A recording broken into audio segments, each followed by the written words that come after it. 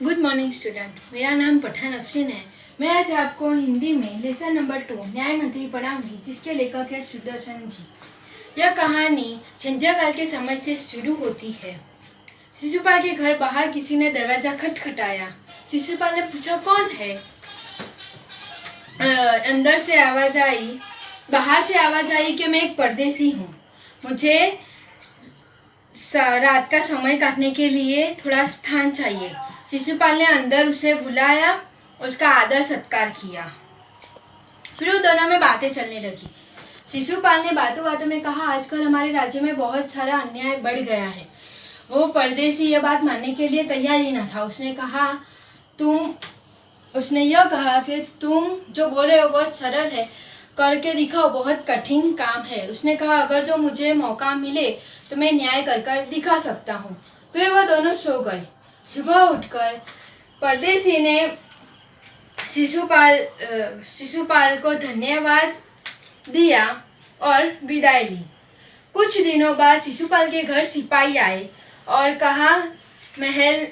महल में चलने के लिए कहा। शिशुपाल बहुत घबरा गया। वो सोचने लगा कि शायद उस परदेसी ने तो जाकर कुछ कहना ही दिया मेरे बारे में। जब वो दरबार में पहुंचता है तो उसका आश्चर्य का ठिकाना नहीं रहता, क्योंकि उसके घर जो कुछ दिन पहले परदेसी आए थे वो खुद ही सम्राट अशोक थे। सम्राट अशोक शिशुपाल को देखकर कहते हैं, ब्राह्मण देवता, मैं आपको न्याय मंत्री बनाना चाहता हूँ, आप तैयार है? पहले तो शिशुपाल कुछ नहीं बोलते, फिर कहते हैं, जैसे सम्राट की इच्छा, मैं तैयार हूँ। फिर सम्राट अशोक अपने हाथ की राजमुद्रा निकालकर शिशुपाल के हाथ में रख देते हैं। शिशुपाल के न्याय मंत्री बनते ही पूरे राज्य में शांति फैल जाती है। सबके यहाँ तक कि लोग अपने घर का दरवाजा तक खुला छोड़ देते थे। शिशुपाल के न्याय की चर्चा पूरे चारों ओर फैल गई।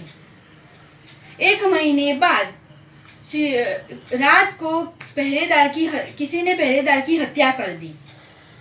सुबह होते ही चारों तरफ ये बात फैल गई। शिशुपाल को जब ये पता चला तो उसकी नींद ही उड़ गई। उसने अपराधी का पता लगाने के लिए खाना पीना छोड़ दिया और रात दिन एक कर दिया। बहुत प्रयत्न के बाद जब उसे पता चला कि अपराधी और कोई नहीं, खुद सम्राट अशोक है। सम्राट अशोक को अपराधी बताना बहुत कठिन काम था, क्योंकि एक तरफ वो न्याय मंत्री थे और दूसरी तरफ सम्राट अशोक के सेवक। अब वो करे तो क्या करे? पर फिर उन्होंने यह सोचा कि न्याय की दृष्टि में सब एक होता है, ना राजा देखते हो ना साधारण व्यक्ति। फिर दूसरे दिन वो सुबह दरबार में पहुंचे। जैसे वो दरबार में पहुंचे, सम्राट अशोक ने कहा, न्याय मंत्री, अपराधी का पता चल गया? शिशुपाल ने कहा, हाँ चल गया। फिर सम्राट अशोक ने कहा कि मेरे सामने इसको लाओ। शिशुपाल ने अपने उच्च अधिकारी को संकेत देते हुए कहा कि उसे गिरफ्तार कर लो। ये संकेत खुद सम्राट अशोक की तरफ था। सम्राट अशोक को जब ये बात सुनी तो उनका मुंह क्रोध से लाल हो गया और बोले, इतना साहस? शिशुपाल ने जैसे ये बात कुछ सुनी ना वैसे करके अपनी बात दोबारा दोहराई और बोले, उन्हें गिरफ्तार कर लो। कुछ ही सेकंड में शिशुपाल के हाथ में हथकड़ी आ गई। कुछ ही सेकंड में सम्राट अशोक के हाथ में हथकड़ी आ गई। दरबार में सब शांत वातावरण हो गया। शिशुपाल ने कहा,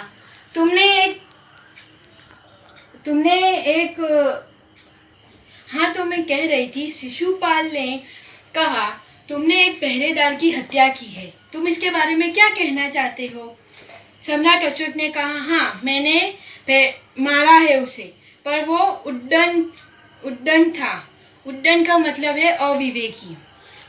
शिशुपाल ने कहा, वो विवेकी था या अविवेकी वो तो मुझे नहीं पता, पर तुमने एक पहरेदार की हत्या की है, इसके लिए मैं तुम्हें मृत्युदंड की सजा सुनाता हूँ। फिर शिशुपाल के संकेत से एक सिपाही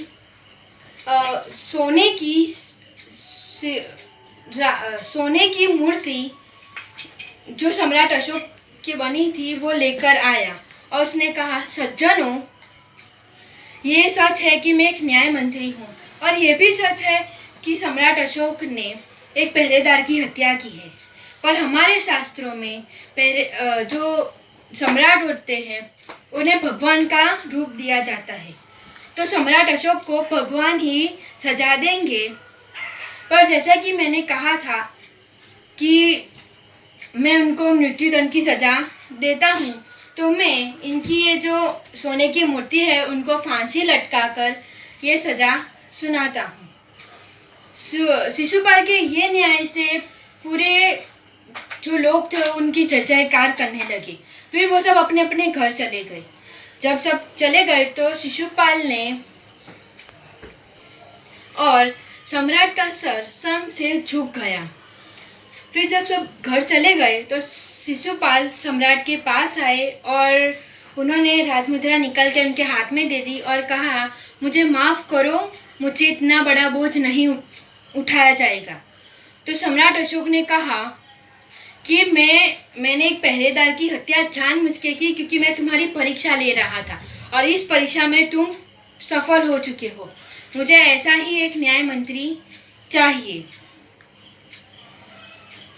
ऐसा ही एक न्याय मंत्री चाहिए। तो ये कहानी हमारी यहाँ पे समाप्त होती है। इस कहानी से हमें यह शिक्षा मिलती है कि न्याय सबके लिए एक जैसा होता है। न्याय ना ऊंच नीच देखता है, ना बड़े छोटे देखता है। न्याय सबके लिए समान होता है। और न्याय सबके लिए समान होता है। समझ आई कहानी? आई होप कि आप लोगों को ये कहानी समझ आई गई होगी। तो विद्यार्थियों, अब हम ये कहानी के शब्दार्थ करेंगे। पहला शब्दार्थ है सौभाग्य, सद्नसीब, सुगम, सरल, अवसर, मौका, राजमुद्रा, राष्ट्र की निशानी, सुप्रबंध, सुव्यवस्था, उड्डन, अविवेकी, निष्ठबंता, शांति। तो अब हम मिलेंगे अगले लेक्चर में। सो अभी आप सेफ रहिए और टाटा बाय बाय।